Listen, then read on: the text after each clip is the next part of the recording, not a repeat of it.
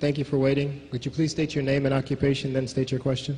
I'm Sakina D'Souza, and I'm a Catholic. I believe Brother Yusuf was a Catholic before. I would like to ask him the simple question. He was brought up like a Catholic, but what made him change?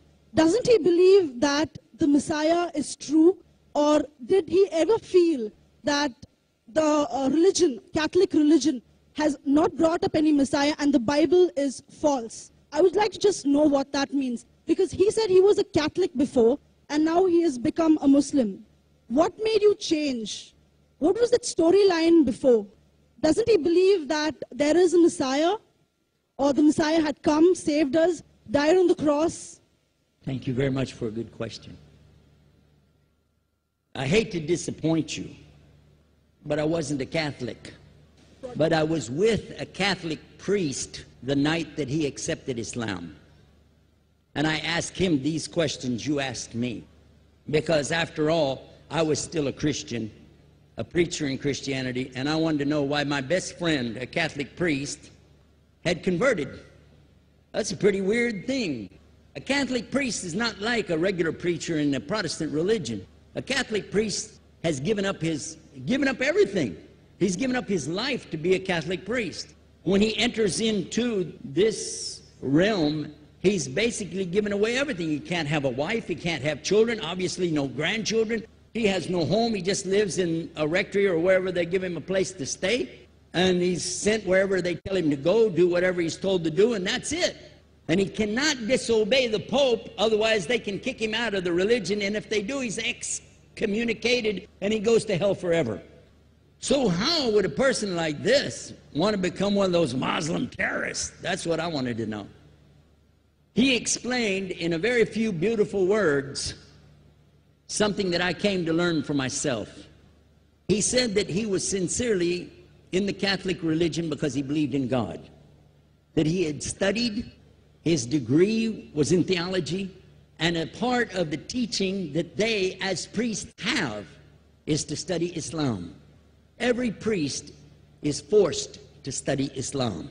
Now you may not know that, but you can ask your priest and he'll confirm it. And when you study Islam, even when Islam is taught to you by somebody who hates Islam, as long as they don't corrupt it too far, you can still see the truth in Islam. A classical example happened to me just recently when I was in Saudi Arabia. A friend of mine, very old copy of one of the first Qurans ever translated to English by George Sale. George Sale hated Islam, he hated the Muslims, but when he translated the Quran to English, he was true to the text of the words. Although maybe not getting all the meaning, he certainly was true to the text of the words. I was shocked when I read it. Have you seen it? You know what I'm talking about? Amazing. And listen to this. George Bernard Shaw, for instance, is one of many, a long list of people who read this and realized the truth of Islam. When people see the truth of Islam, it can change them if they want to be guided. If they want the truth, it can change them. You might think, I'm a Catholic, I'll never be anything but a Catholic. But I'm going to ask you a question, and I want you to be honest. This is not for you to, start a debate, but just be honest. Was Jesus a Catholic?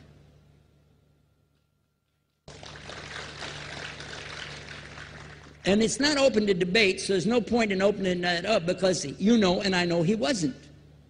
The Catholic Church was in business about 300 years before Jesus was born. It's on their website. Don't go like this. It's on their website. That's where I took it from. The Catholic Church was really started in Rome by Alexander the Great. Do you know what the word Catholic means?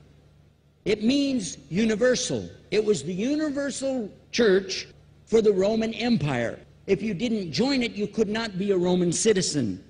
And it was opposed to the teachings of Judaism and opposed to the teachings of the early Christians for more than 200 and some years.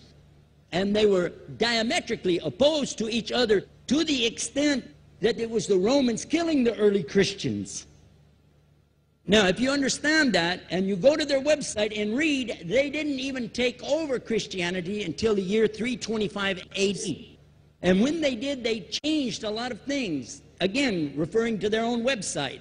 But if you want to check it in Britannica or Americana or grow your encyclopedias, go ahead and read about the Catholic Church.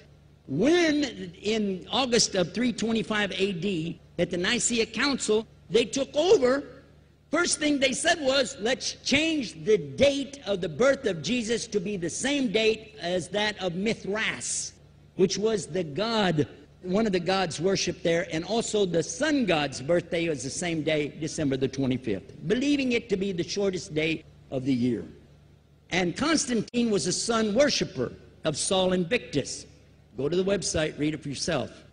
There are a lot of points, but not the least of which, even today, if you go in any Catholic church, and I have, you'll see so many portraits and statues and idols and images throughout the whole place, that for the one who's never experienced that, for a Muslim who knows about these images, he'll be like, whoa, a'udhu billah.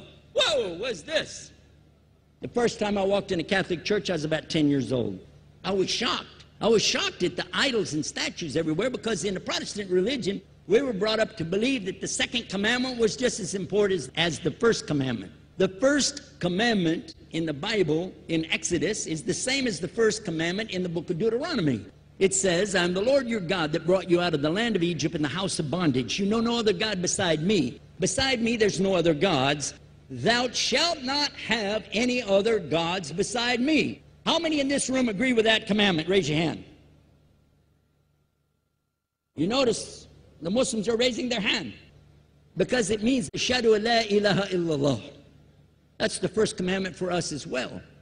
The second commandment you have clearly says, thou shalt not make any idol, any graven image of anything that creeps upon the earth, swims in the sea beneath, or flies in the air above. And I was sitting in a church one time, sitting there in the morning service, watching, the preacher talk, and, they go on and on and on, and sometimes you lose your train of thought. I was looking. Whoa! On the front of the podium, there was a fish. A fish. For the symbol, make you fishers of men. It had a fish. I said, whoa.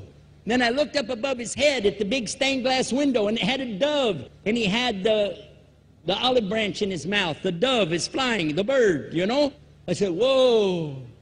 And then I look over here, and there's a cross with a man hanging on it. And I said, wow, they didn't miss a single one. They got them all. Something walking on the earth, something swimming in the sea beneath, something flying in the air above. So look at these two things. Clearly, the first two of the 10 commandments, bang, bang, boom. Because if you said God is more than one, where did you get it from? When Jesus is talking to his own companions and they ask him, what's the greatest commandment? Mark 12:29. Clear. The greatest commandment is to know, O Israel, the Lord your God is one God. And you have to love him with all your heart and all your mind and all your strength. And this is no different from what Prophet Muhammad ﷺ was saying, the same thing to his people. Same thing I mentioned in the lecture. This is certainly for us the same. So what you see is Muslims practicing the commandments, and you see people claiming the commandments but practicing something else. And I have seen more converts from the Catholic Church than any other of the many sects of Christianity, and especially from the nuns, priests, and even an archbishop. And all of them are better than me. Those guys and women that I see do this, they still sacrifice their whole life to get the true message of Islam, not only to you, but to Muslims as well, because we all need to know about it. But thanks for a great question.